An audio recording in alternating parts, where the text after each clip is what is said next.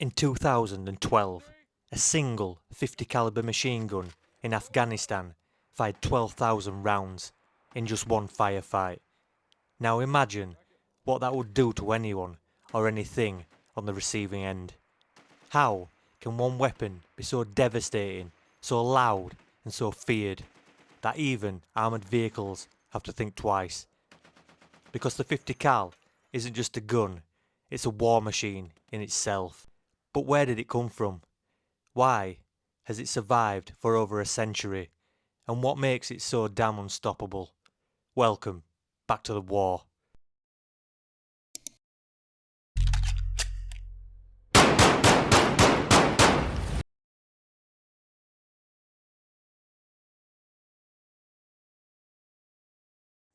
The story begins in World War I, when American troops faced German machine gunners and aircraft that laughed off standard rifle bullets. The US Army needed something bigger, much bigger. In 1918, John Browning, the man behind countless legendary firearms, designed a monster, a water-cooled machine gun firing 50 caliber rounds, each nearly 6 inches long and powerful enough to punch through armour. But here's the thing, it wasn't just for foot soldiers. The original M1921 was used to take down aircraft. That's right, the 50 cal was America's answer to aerial dominance. By World War II, the improved M2 Browning, still in use today, was mounted on ships, tanks, planes and bunkers. It became the most versatile gun in the war. But here's something wild. Every American B-17 Flying Fortress had 13 50 caliber machine guns on board. Imagine the sky raining fire at 450 rounds per minute per gun. So here is where most people switch off, but don't, because the real story of the 50 cal isn't just in the wars it fought, it's in how it rewrote the rules of warfare.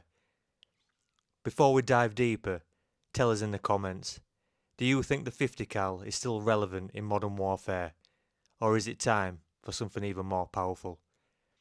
And if you're still here, good, because coming up, the 50 cal secret Cold War mission, why it's still feared on the battlefield today, and the one battle where it turned the tide single-handedly.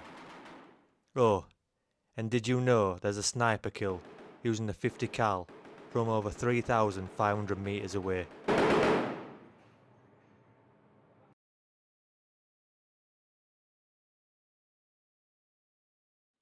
After World War II, you'd think the 50 cal would be phased out. No, it was just getting started.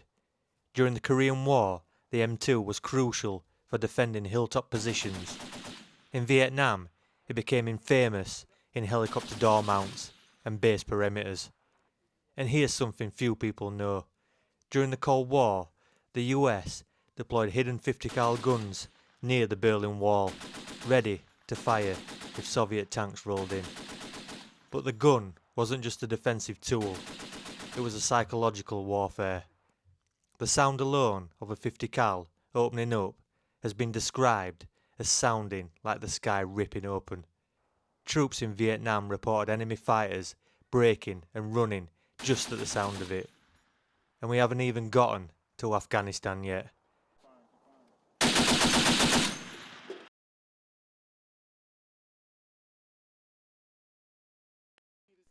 In Iraq and Afghanistan, the 50 cal wasn't just useful, it was essential.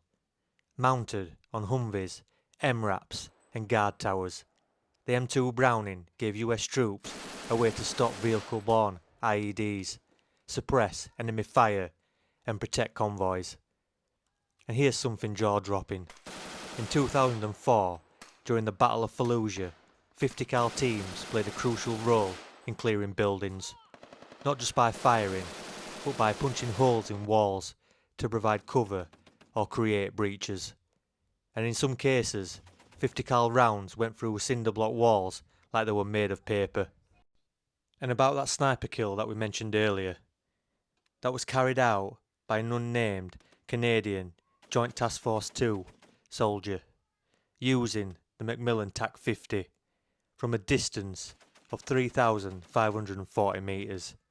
That's absurd.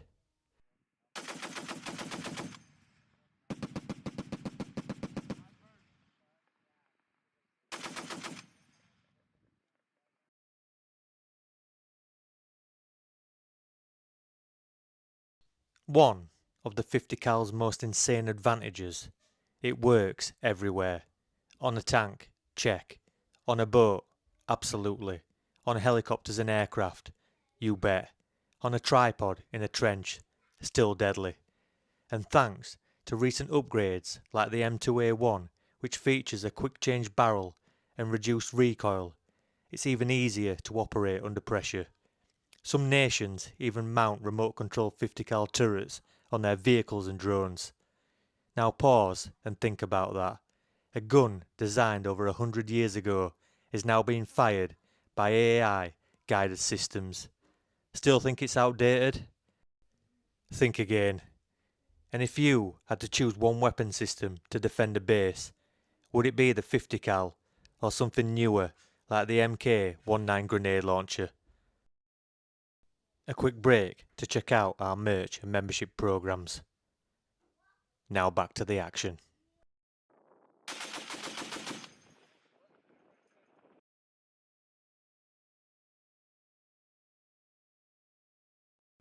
With great power comes a lot of debate. International law does not ban the use of 50 cal weapons against personnel, but many believe it should. Its destructive power is such that some argue it crosses ethical lines when used on individuals. In fact, some militaries train soldiers to say the weapon is being used against equipment, even when targeting combatants. And let's be real, if you're hit with a 50 cal round, your gear isn't the only thing that gets destroyed. But that's the reality of modern war. Brutal, complex, and often fought in shades of grey. Now let's rewind to the Korean War, the Battle of Chosin Reservoir, winter 1950. US Marines, heavily outnumbered by Chinese forces, were encircled in sub-zero temperatures.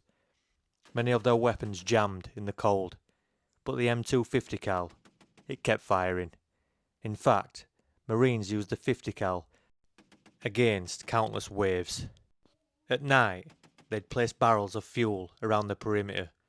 When Chinese troops got close, they lit the fuel, illuminating the enemy, and then opened fire. It's no exaggeration to say those guns helped save thousands of lives that winter, and they're still being used by the Marines today. That says everything.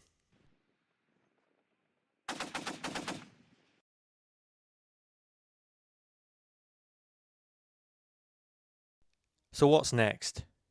New developments like the XM250 and the .338 Norma Magnum rifles are trying to wedge out the 50 cal, but the M2 Browning continues to evolve. With smart optics, recoil reduction systems and network battlefield integration, the 50 cal is becoming part of the new kind of warfare, one where raw firepower meets digital precision. But don't be surprised if 50 years from now the M2 is still on the battlefield, updated, upgraded and just as deadly.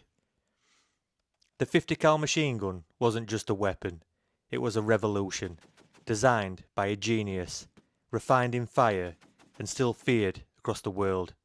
It's loud, it's brutal, and it works. Always has.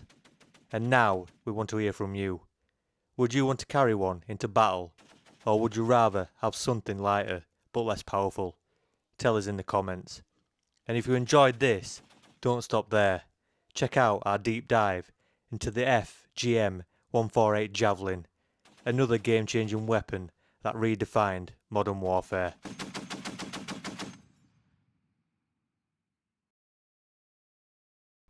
Hi soldiers, thanks for watching.